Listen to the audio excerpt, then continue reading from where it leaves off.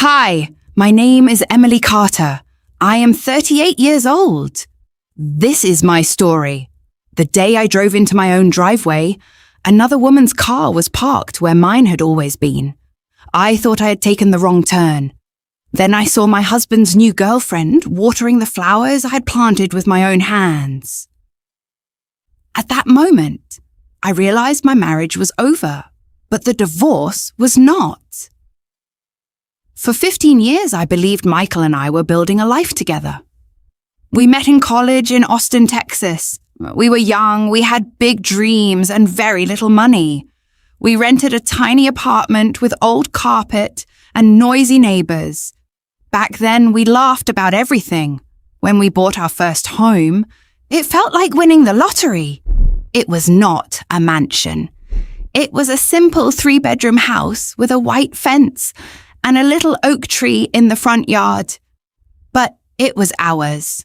Or at least, I thought it was. I worked as a medical office receptionist. Michael worked in construction management. We both paid the mortgage every month. We planned vacations. We celebrated birthdays. We hosted Thanksgiving dinner.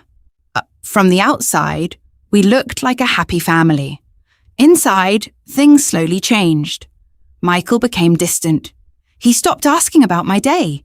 He ate dinner while looking at his phone. Sometimes he came home after midnight and said work was busy. When I asked questions, he acted annoyed. "You worry too much, Emily."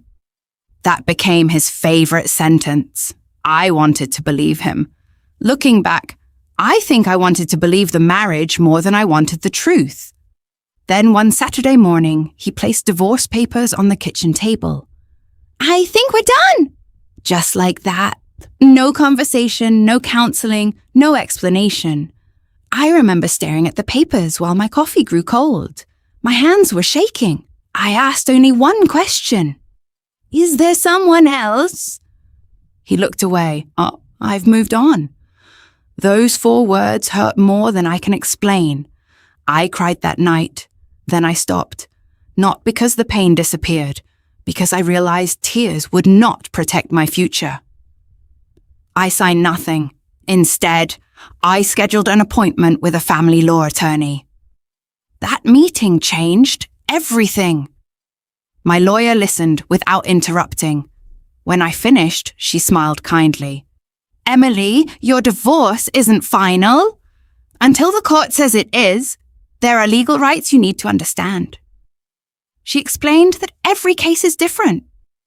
But I should never assume I had no rights just because Michael wanted me gone.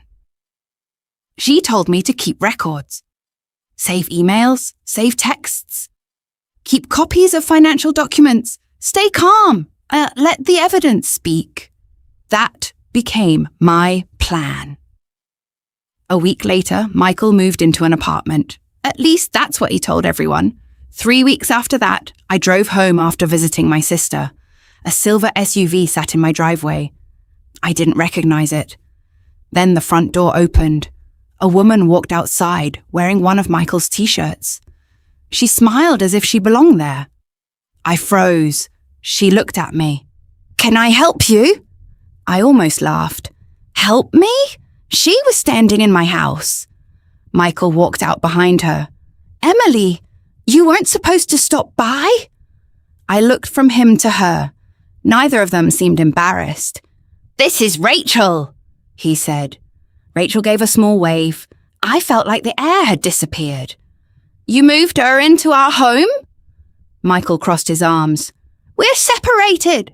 "No," I answered quietly. "We're married. The divorce isn't final." Rachel suddenly looked uncomfortable. Michael did not. "I've moved on." He said it again. The same 4 words. This time, they sounded smaller. I didn't yell. I didn't insult either of them. I simply turned around and walked back to my car. Behind me, I heard Michael say, "See? I told you she'd leave." He thought walking away meant giving up. He was wrong. The next morning, I called my lawyer. She asked one question. "Do you have proof?" I do now. She explained that emotional reactions rarely help in court. Documentation does. From that day forward, I became very organized. I photographed the property whenever I visited. I kept copies of every mortgage payment I had made. I saved every message Michael sent. When he admitted in a text that Rachel was living there, I saved that too. Weeks passed. Friends kept calling. Some wanted gossip. Others wanted me to teach him a lesson. One even suggested I throw Rachel's belongings onto the lawn. I thanked them. Then I said no. I wasn't interested in creating a viral neighborhood story. I wanted peace. Peace sometimes takes patience. Michael, however, became more confident. He believed I was too quiet to fight back. He emptied shelves in the garage. He donated furniture without asking. He even tried convincing mutual friends that I had already agreed to everything. I didn't respond. Instead, every new event became another note in my folder. Every receipt, every message, every document. My lawyer once told me something I never forgot. Judges don't reward the loudest person. They reward the most credible one. I held on to those words. A month later, we finally walked into divorce court. I barely slept the night before. Not because I was afraid, because I was ready for it to end. Michael looked confident. Rachel wasn't there. His attorney argued that Michael had been handling the home and expenses alone.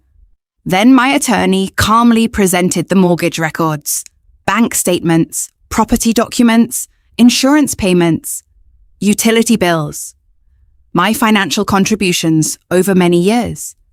She also explained that Michael had moved another partner into the marital home before the divorce had been finalized, while many shared financial issues were still unresolved. The courtroom became very quiet. Nobody gasped. Real life isn't like television. Instead, the judge slowly reviewed each document. He asked Michael several questions. Some were simple. Who paid the mortgage? When did Rachel move in? Had household property been removed? Michael stumbled through his answers. For the first time in months, he looked uncertain.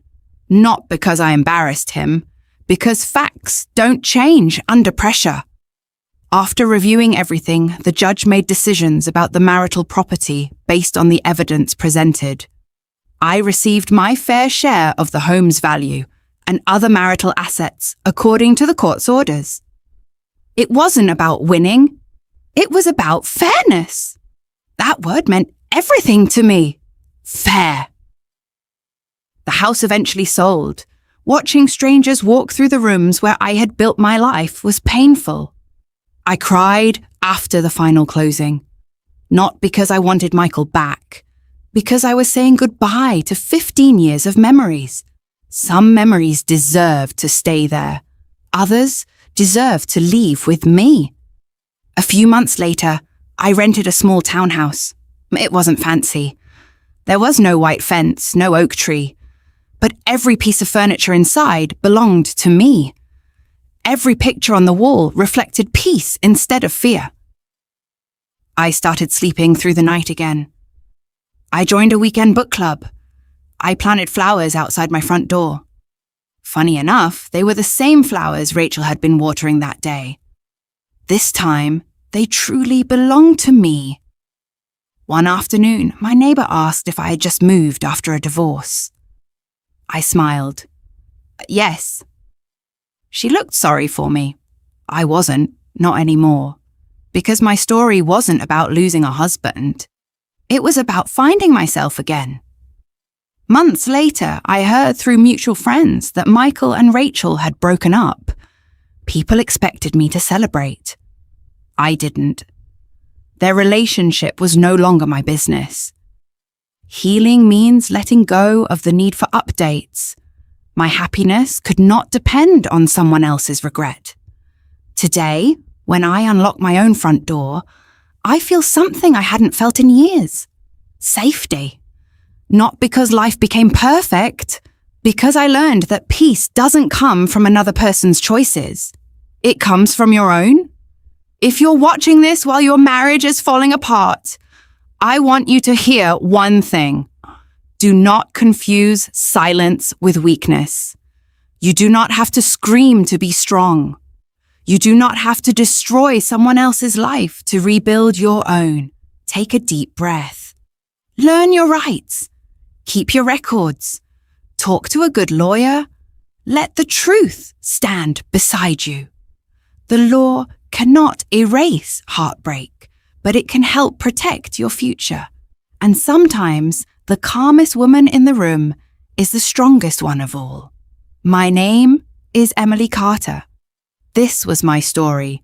If my story helps even one woman choose dignity over chaos, then every painful step was worth taking.